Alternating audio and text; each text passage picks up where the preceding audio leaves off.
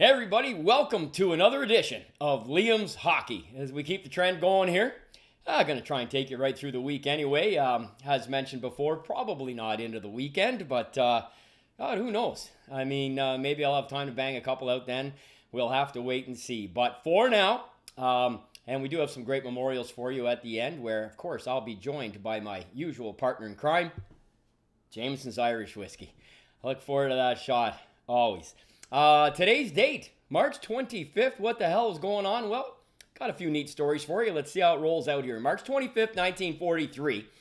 If you're a fan of the Boston Bruins, this is kind of a significant accomplishment by a man named Harvey Busher Jackson. Now, he's more normally associated with the Toronto Maple Leafs as a member of the Kid Line, and that's going to be interesting because it's going to come all the way around full circle and tie into our last story of the evening here in our little soiree on this day in hockey history. Harvey Busher Jackson, then a member of the Boston Bruins, scored the first shorthanded overtime goal in NHL history on this day to beat the Montreal Canadiens in game number 3 of the Stanley Cup playoffs. They're in the playoffs at this time, March 25th, 1943. The Bruins won the first 2 games. Harvey scoring put them up 3-0. Habs came back and won Game 4, and Toronto won the series in Game 5, again in overtime, on a goal scored by DeMarco on March 30th. Now, that's somewhat significant in Montreal-Boston history because it would be 45 years before the Bruins beat the Habs again in the playoffs in 1988 over a, I believe, 17 playoff series in total over 45 years. An astonishing record, really, in over so many different eras. But on that date in 1943, Busher Jackson and the Bruins made history. And other neat thing, and I guess taping here in the Ottawa area, I'm in the village of Osgood, but there is a man whose father played in that game who lives right here in Ottawa, and that would be Dan Cowley, the son of Boston Bill Cowley.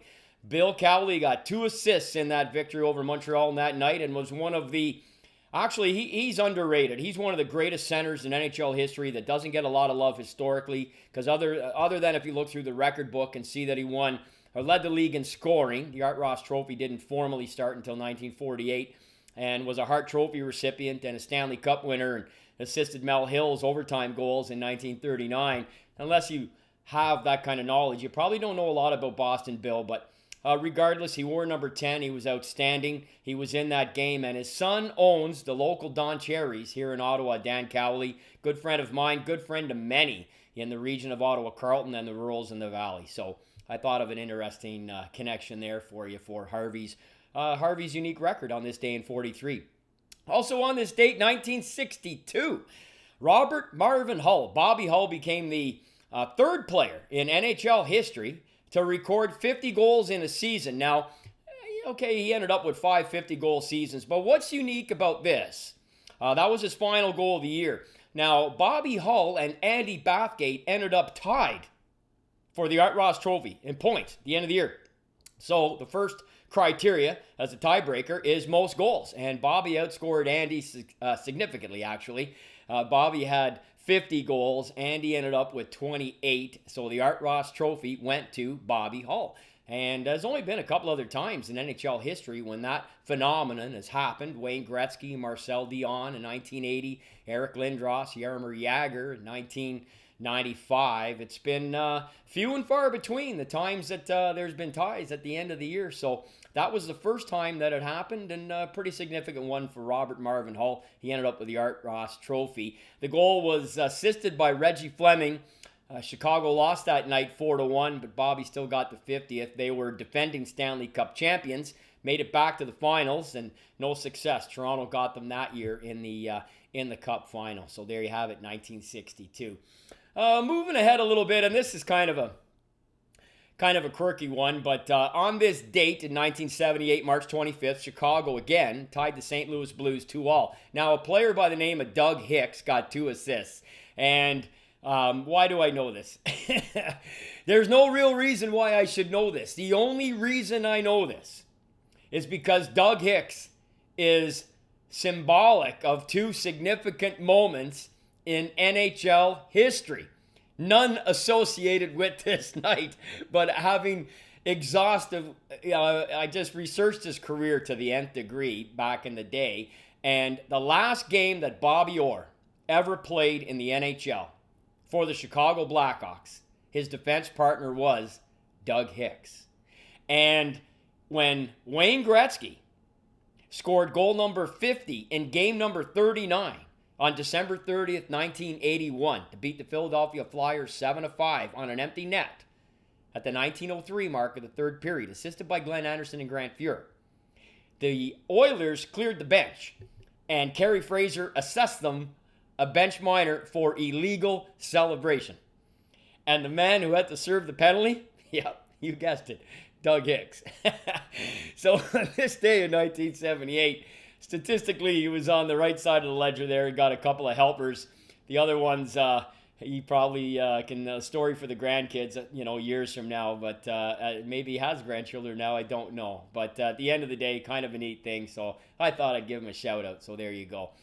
What else have we got? Well, it's Bill Berroco's birthday today. That came up on social media a little bit. And Bill Berroco was born on this day in 1927. And famous for many for the song 50 Mission Cap by the Tragically Hip, as you all know. And Bill went on to score that famous goal for Toronto on Saturday night, April 21st, 1951. That was a Montreal-Toronto Stanley Cup final that went 5 games, and every one of them went into overtime. It's the only Stanley Cup final where every game went into overtime. Now, I will say this. It's conflicting stories on what I'm about to tell you, but the head coach of the Toronto Maple Leafs, the night that Berroco scored that famous Stanley Cup winner, was Joe Primo. Now, this is not conflicting at all. Joe Primo played on the kid line with our first guest tonight, Harvey Busher-Jackson, along with Charlie Conacher. That was the Toronto Maple Leaf kid line in the early 1930s, and they were phenomenal. They were an outstanding line. So Primo is coaching the Leafs at this time. Now, here's where I don't know the actual truth of the story. But Howie Meeker drew the first assist. And I was on a show on TSN called Off the Record with Howie a couple of times. And he told me that Joe Primo was going to fine any Toronto Maple Leaf defenseman in overtime that went over center ice.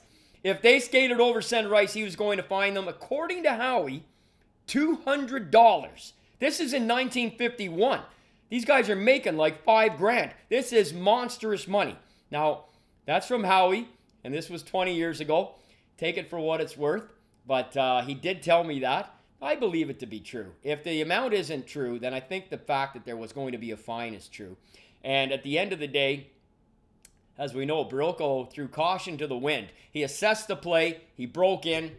Howie was in a battle. If you've ever seen the picture, he's in a battle behind the net. I think it's with Tom Johnson or Butch Bouchard. Anyways, he passes out front. Harry Watson had shot it in, went around, and Howie stopped it, got it on a stick in the scrum and behind. Harry Watson drew the second assist, fires it out. Berroco comes in on the backhand, beats Jerry McNeil. Man, April 21, 1951. And August 26th, the plane disappeared off the map. He was going on a fishing trip, if you know the words of the song. And just one more interesting tie-in. The guy in the plane with him was a very dear friend of Bill's. He was a dentist, and he was a doctor, obviously, from dentistry. He was a dentist. His name was Henry Hudson, Dr. Henry Hudson. And Henry Hudson's oldest brother was a gold medalist in hockey for Canada in the 1920s. In fact, I believe 3 years before Bill Barilko was born in 1924. I think Henry Hudson was either on that team or the 2018, but interesting connection there to try and bring it all around for you full circle. So there you have it on this date in hockey history, March 25th. A couple other things, but we'll leave it at that for now and get ready for the next day. I got some great memorials for you to shout out tonight as we celebrate, as we always do, my dear friend, Mr. Jameson's Irish Whiskey. And when I was in Philadelphia last year doing Friday night fights, I met a gentleman who has stayed in connection with me on Twitter, primarily, And as I put the shout out tonight, asking for people to submit some names that I could honor with a toast. I call it an Irish toast. We do it on our podcast, myself and Paul Cuthbert as well. We'll be taping one of those tomorrow on Sticks and Taps. I'll give you a heads up on that. I'm going to talk about the night that Eddie Shore had the 5 altercations. Only time in NHL history that's ever happened. Looking forward to telling that story.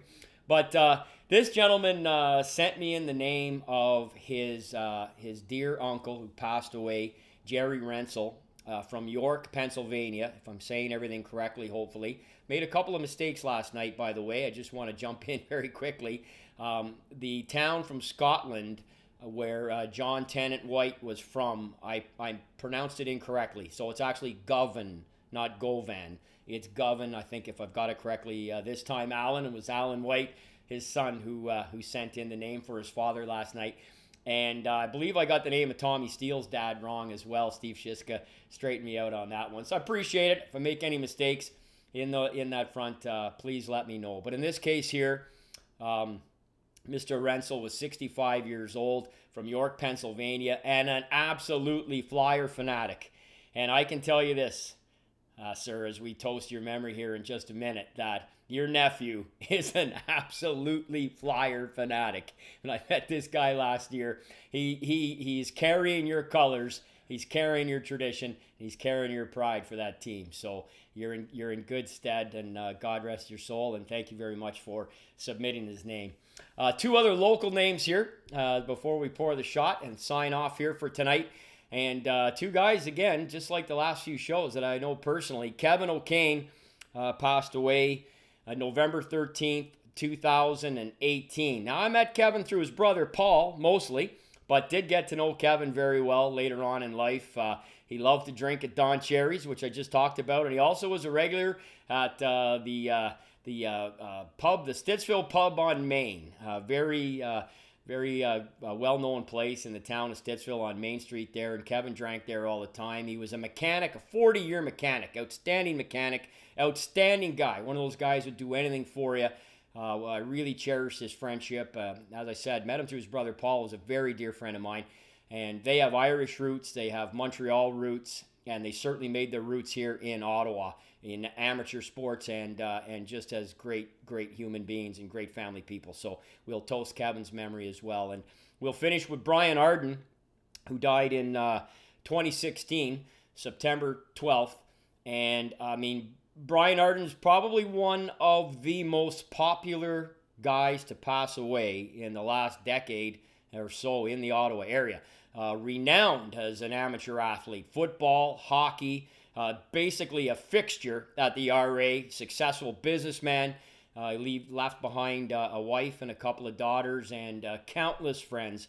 I knew Brian, not very well, but we had mutual friends.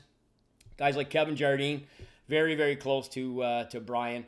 So some mutual connections there as well. So I appreciate Tom Egan, some of the guys giving me the names tonight to give a shout out to these guys as we get ready to toast them in our typical Irish fashion here. I'll just pour myself a little one. Oh darn, it's a little bit. Here we go. Alrighty, so to Brian and Kevin and Jerry, and on March 25th, on behalf of this day in hockey, thanks very much for watching.